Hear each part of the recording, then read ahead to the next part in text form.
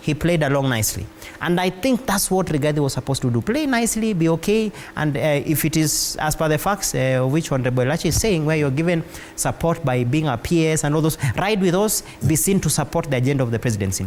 Then make your move politically in the second term, once the president now is on his exit. At least it is understandable, it is within the context that succession is here. That for me is where I think the rain started beating. And remember, this is a coalition of so many people, and in a way, the entry point of Raila Odinga and the team in this broad-based aspect quickened the demise of this relationship, because now Rigathi was right in saying his job was to appear to be the attack dog of the ruling regime.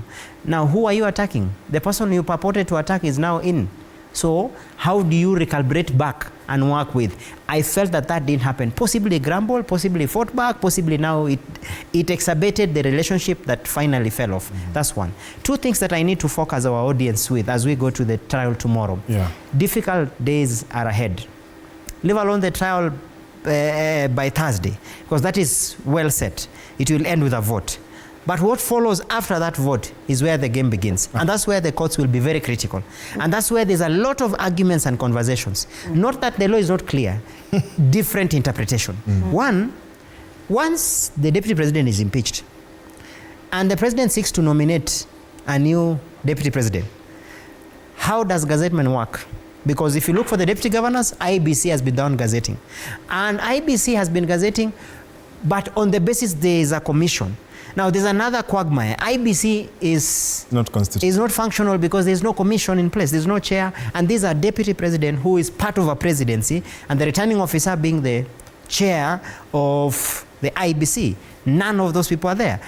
Case in point, Kisii County, they had to go to court to get an order to compel the CEO, Marjan, to gazette the new deputy governor. Uasin Gishu is still in court. The deputy governor has not been sworn in, has not been vetted by assembly because of that. Now, for the deputy president, it's a whole milestone. In fact, there are counter arguments, I'm sure Nyaribo would closely identify with this, where other lawyers are arguing, by virtue this is a presidency issue, because the threshold given for president and the deputy president is the same under the constitution, then it means it can only be the chair. Now, that has to be determined and settled by court. That's one. Keep an eye on that. Number two, courts can make a decision post the fact. They can review. That's why they have administrative review option. There's a very fierce debate among lawyers whether court can review a decision. In my opinion, yes. Nothing else their jurisdiction over reviewing. Keep an eye on that. So those are two outcomes that we'll immediately face. If the impeachment happens successfully, there'll be a challenge. All these processes will be taken to court. And by virtue, there's a 3-judge bench already tells you the court is taking it seriously. Number two, there'll be a challenge about gazettement before Parliament can vet. And that fight will be about IBC, which would mean, and I predict, there'll be a protracted long period of time before a successor is actually sworn in office, because it may even force the government of the day to constitute IBC if it goes that direction where the court says it must be gazetted by IBC through a chair of the commission. There's no shortcut. Parliament will be recalled immediately to start again the process of constituting IBC, because there was already a panel. Lastly, which is more important, is that the question you asked about replacement, I wouldn't want to be in the place of the president at the moment.